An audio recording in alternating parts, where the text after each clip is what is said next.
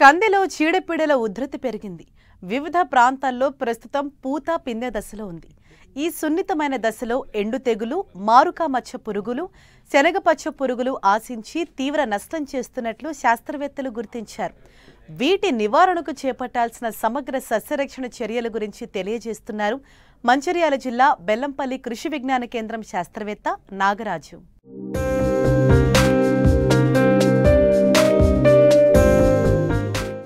ఖరీఫ్ కంది పంట కాలం సాగు చేసిన రకాన్ని బట్టి 150 నుండి 180 రోజులు.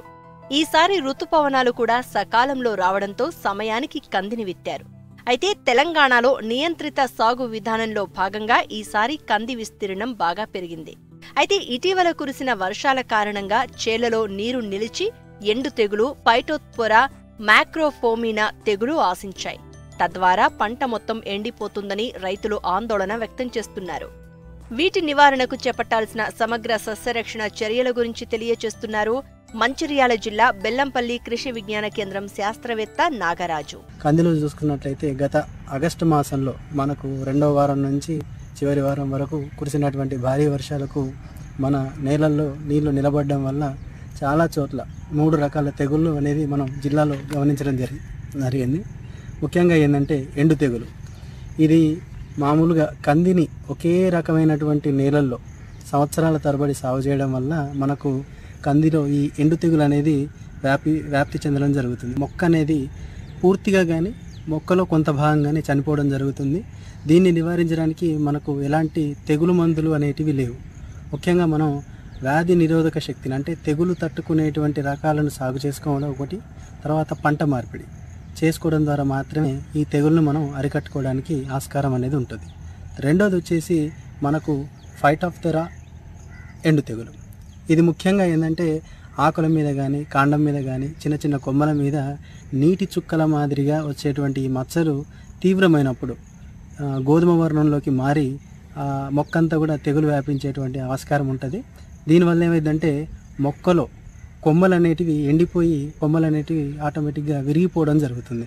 సో దీని నివారణకు మనకు మెటలాక్సిల్ 75% పొడి మందును 3 గ్రాముల చొప్పున, లేదంటే మ్యాంకోజెబ్ అనేటువంటి మందును 50% పొడి మందును 2 గ్రాముల చొప్పున 1 లీటర్ నీటి కలుపుకొని మనం తెగులు వ్యాపించినటువంటి ప్రాంతంలో మొక్క చుట్టూ కలుపుకున్నట్లయితే మనకు ఈ తెగులు నుంచి మొక్కను కాపాడుకోవడానికి ఆస్కారం ఉంటుంది. ముఖ్యంగా ఏంటంటే తర్వాత చూసుకున్నట్లయితే మూడవది మనకు మ్యాక్రోఫోమినా ఎండు తెగులు. ఈ తెగులు కూడా ఏంటంటే మనకు నూలు కండే ఆకారంలో ఆకుల మీద కానీ కొమ్మల మీద కానీ ఏర్పడుతుంది.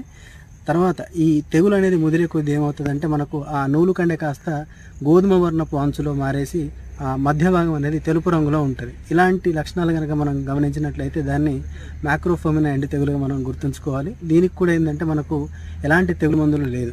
పంట మార్పిడి చేయడం, తర్వాత తెగుళ్ళు తట్టుకునే రకాలైనటువంటి WRG 65 రకాలను కనుక మనం సాగు చేసుకున్నట్లయితే ఈ కందిలో ఈ తెగులను కూడా మనం సమర్థవంతంగా నివారించుకోవచ్చు. కంది పంట శాఖీయ దశలో పూత సమయంలో చాలా జాగ్రత్తగా ఉండాలి. ఈ సమయంలో కాయ తొలిచే పురుగులు అధికంగా ఆశించి తీవ్రంగా నష్టపరుస్తూ ఉంటాయి. రైతులు ఎప్పటికప్పుడు పంటను గమనిస్తూ ఉండాలి. పురుగుల ఉధృతి గుర్తించినట్లయితే శాస్త్రవేత్తల సూచనలను పాటిస్తూ నివారణ చర్యలను చేపట్టాలి. శాఖీయ దశలో ముఖ్యంగా కందిలో ఈ తెగుళ్ళు ఏదైతే ఆశించి నష్టపరుస్తాయో పూత సమయంలో కూడా మనం చాలా జాగ్రత్తగా ఉండి పూతను ఆశించేటువంటి కాయ తొలిచే పురుగులు 4 రకాలు ఉంటాయి.